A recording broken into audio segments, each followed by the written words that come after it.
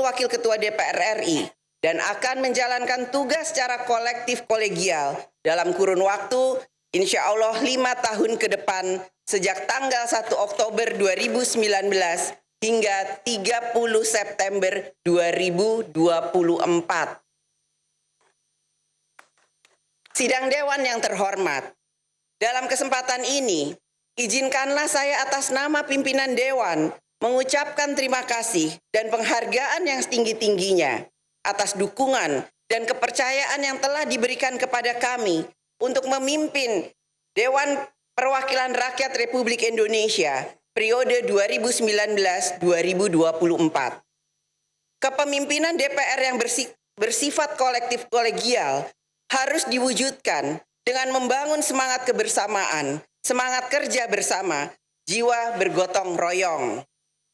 Semangat gotong royong dapat mengoptimalkan tugas dan fungsi kita sebagai wakil rakyat dengan mengkomunikasikan berbagai masukan, saran, dan dukungan dari segenap anggota Dewan yang berhimpun dalam fraksi-fraksi, komisi-komisi, serta berbagai alat kelengkapan DPR lainnya.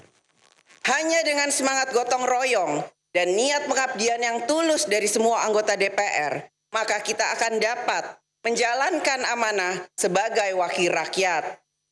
Tugas ini merupakan sebuah amanah mulia yang menuntut tanggung jawab yang harus kita tunaikan bersama.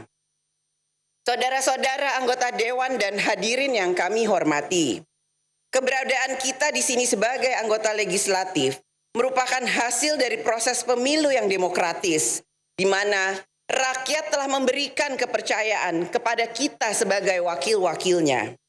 Hasil pemilu 2019 merupakan perwujudan dari kedaulatan rakyat, menjadi tanggung jawab konstitusional kita bersama untuk dapat melaksanakan hasil pemilu 2019.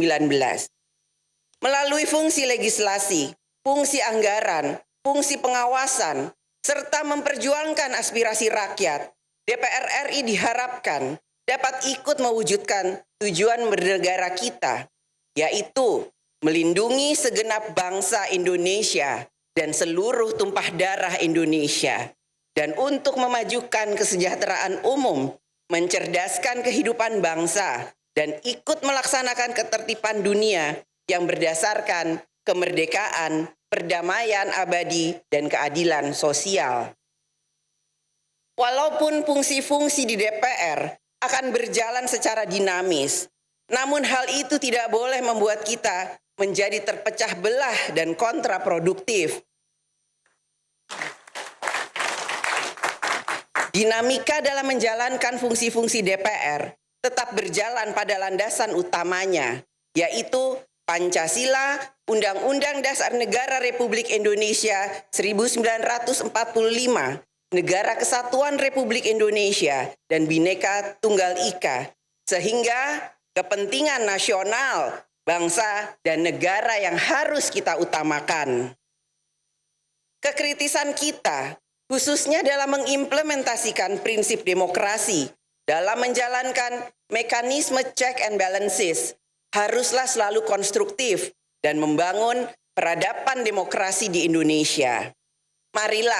Marilah kita jaga bersama kepercayaan yang telah diberikan rakyat tersebut melalui kerja keras, kerja cerdas, dan dedikasi yang tinggi dalam menjalankan fungsi dan peran DPR yang dapat memenuhi aspirasi dan harapan rakyat.